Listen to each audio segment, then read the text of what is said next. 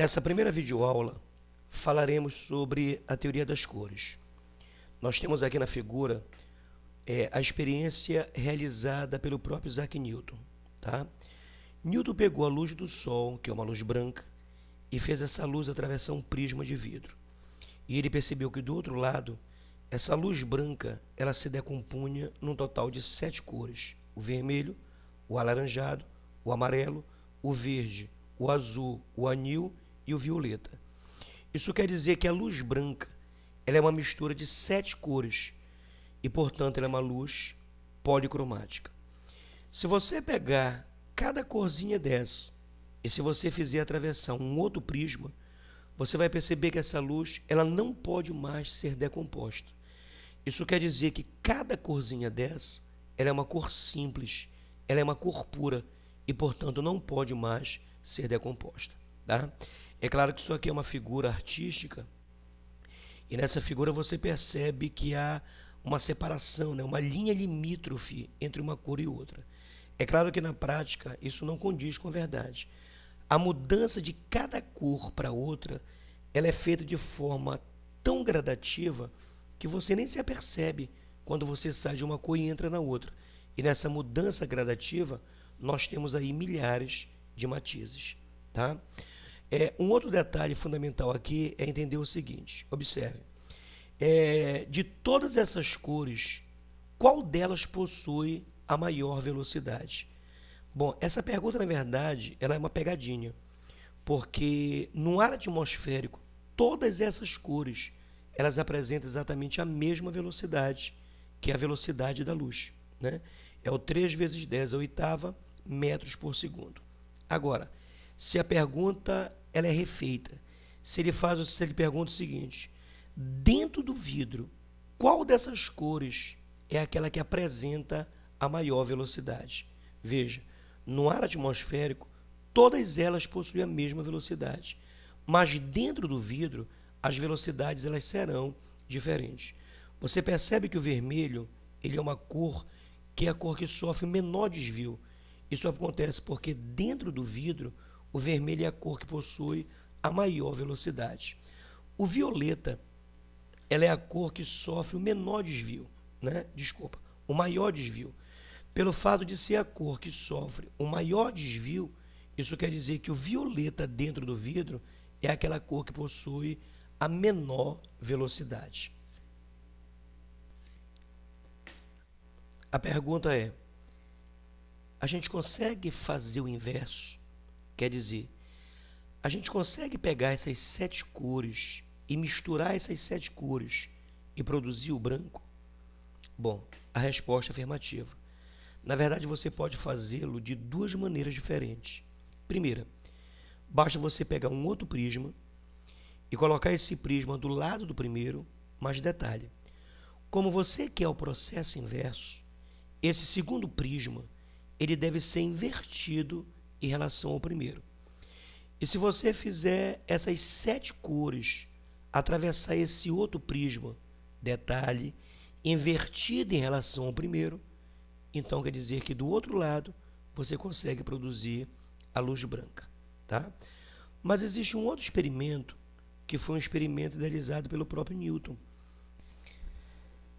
Se você pega um disco e se você divide esse disco em 7 setores, se em cada setor você pinta com uma cor do espectro eletromagnético, o vermelho, o alaranjado, o amarelo, o verde, o azul, o anil e o violeta, e ao girar esse disco, você percebe que esse disco se tornará branco.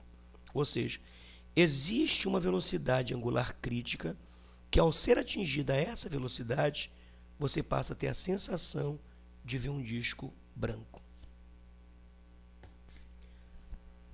Para produzir a cor branca, você não precisa necessariamente das 7 cores. Basta você usar a seguinte regra: o vermelho, o alaranjado e o amarelo, eles fazem parte de uma única família, que é a família do vermelho, e, portanto, os 3 podem ser representados pelo vermelho. Se você pega o azul, o anil e o violeta, essas 3 cores elas representam a família do azul e, portanto, podem ser representadas pela cor azul. Então, você tem a família do vermelho, que é representado pelo vermelho, a família do azul, que é representado pelo azul, e o verde. E com isso você tem o chamado sistema RGB. R, red, vermelho, G, green, verde, B, blue, azul. O que você percebe nessa figura é que quando você combina as três cores primárias, o vermelho, o verde e o azul, olha o que você produz aqui no centro, a cor branca, tá? Mas existem as chamadas cores complementares. Se você pega o vermelho e mistura com o verde, você produz o amarelo. Se você pega o vermelho e mistura com o azul, você produz essa cor bem aqui, ó, chamada de púrpura ou magenta. Se você pega a cor verde e combina com a cor azul, tu vais produzir essa cor bem aqui, olha, que é o chamado ciano. A cor de um corpo depende do tipo de luz que ele reflete difusamente. Ou seja, a reflexão ela é um processo seletivo. Quando se diz que a reflexão ela é seletiva, quer-se dizer que um corpo ele só reflete luz que lhe é de sua cor. Por exemplo, se um corpo é vermelho, ele só reflete a luz vermelha, o resto ele absorve. Se um corpo é azul, ele só reflete a cor azul, o resto ele absorve. O branco reflete todas as cores e o negro absorve todas as cores. Mais um exemplo. Nós temos aqui uma superfície vermelha. Isso quer dizer que ela só reflete a luz vermelha. Se eu incidir luz vermelha nesse corpo vermelho, ele vai refletir a luz vermelha. Qual é a cor que chega no meu olho? Vermelho. Então, portanto, eu o vejo vermelho. Se eu incidir nesse corpo vermelho luz branca, ora, a luz branca é formada de 7 cores. Das 7 cores, esse corpo absorve 6 e reflete o vermelho. Qual é a cor que chega no meu olho? Vermelho. Então, portanto, eu o vejo vermelho. Se eu incidir nesse corpo vermelho luz azul, esse corpo vermelho reflete o azul? Não, ele absorve. Se ele absorve, tem luz no meu olho? Não. Então, portanto, eu o vejo negro.